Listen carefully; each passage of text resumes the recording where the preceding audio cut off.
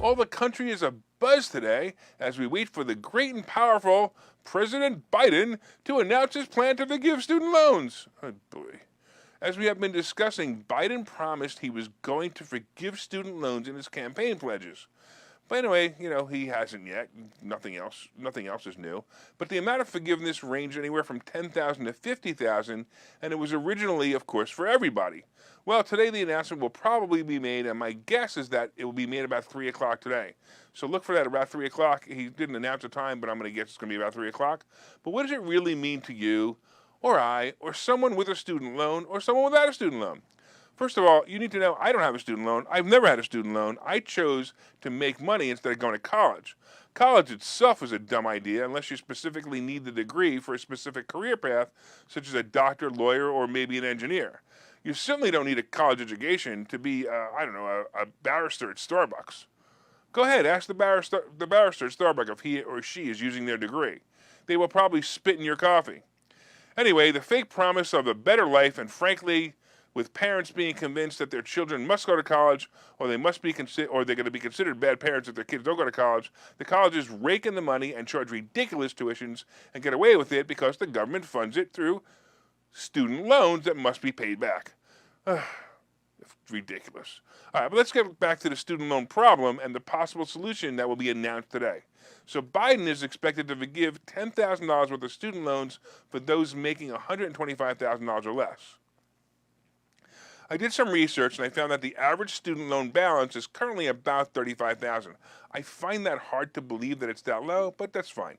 They're saying that the average balance is about $35,000.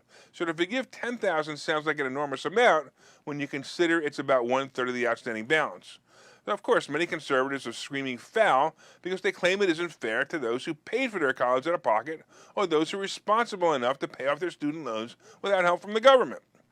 Some critics are even saying that if you cancel student loans, that will create more discretionary income and actually cause or increase inflation. I gotta tell you, here's my take on all of it. Even if you forgive the fact that student loans should never be given to an 18-year-old in the first place, forgiving these loans isn't going to create problems for the rest of the population who don't have a loan. Yes, I know, I stand alone as a conservative on this one. The average student loan borrower has been paying this payment for well over 10 years, and just for comparison, if I use a standard amortization schedule, I come up with a payment of about $422 for a loan of $50,000 that takes 15 years to pay. And that's with an average interest rate of about 6%. If I pull out $10,000, the payment goes down to $337 a month for the same period. Now, this assumes that they're going to lower the payment and not just lower the balance. Who knows? But this $100 isn't going to change the lives of anyone, nor will it change the budget of the average college graduate. Is it fair that these guys get $10,000 reduction? Maybe not. But this $10,000 is meaningless to the lives of you or I or even the borrower. In case you forgot, the past 2 years had a moratorium in place, and it had an interest moratorium as well.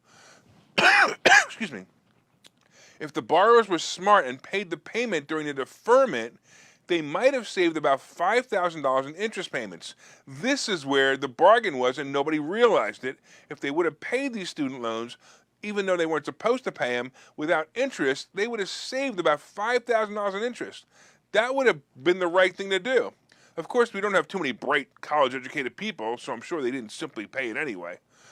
I do like the idea of a possible reset in credit reporting for the loans. This is probably the best idea. So it isn't talked about much, but I think it's better than $10,000 forgiveness.